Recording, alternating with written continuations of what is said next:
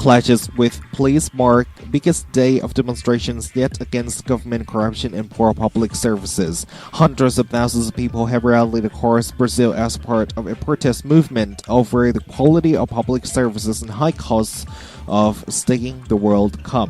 The mounting pressure on the government of President Dilma Rousseff in the face of the biggest street protests the South American country has seen in 20 years has prompted her to cancel a trip to Japan planned for next week. Local media reported that 1.2 million people took part in rallies across the country. Police fired tear gas in Rio de Janeiro, scene of the biggest protest, where 300,000 people demonstrated near City Hall to disperse a small group of stone-throwing protesters. At least one person was injured in the clashes, which caused panic in the crowd.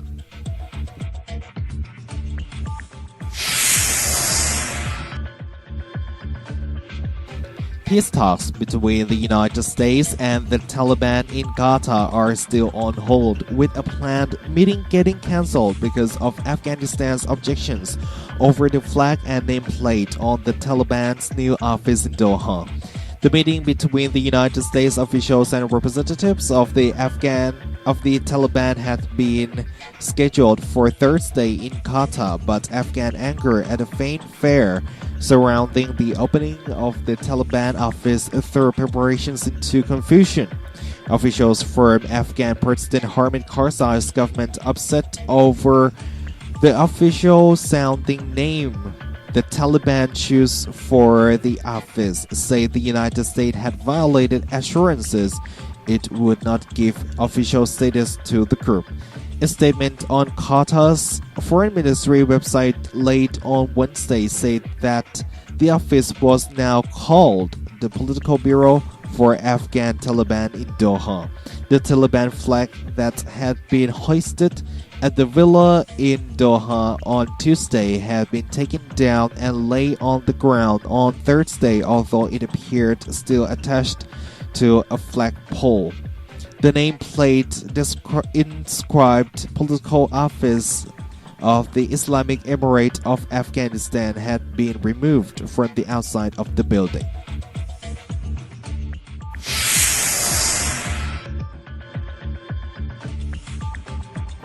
The amount of Thai rice farmers say that they don't agree with the new condition of rice pledging scheme issued on Tuesday. However, the Ministry of Commerce reiterated that the government could not maintain the price at 15,000 Thai baht because the cabinet has endorsed the condition to pay 12,000 Thai baht to farmers in the next season of the scheme started June 30th.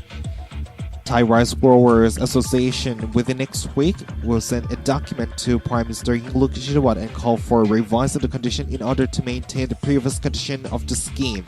They say that the cabinet should have public hearings before the change. They also say if the government doesn't do anything, they will set up the demonstration against the Yingluck's administration.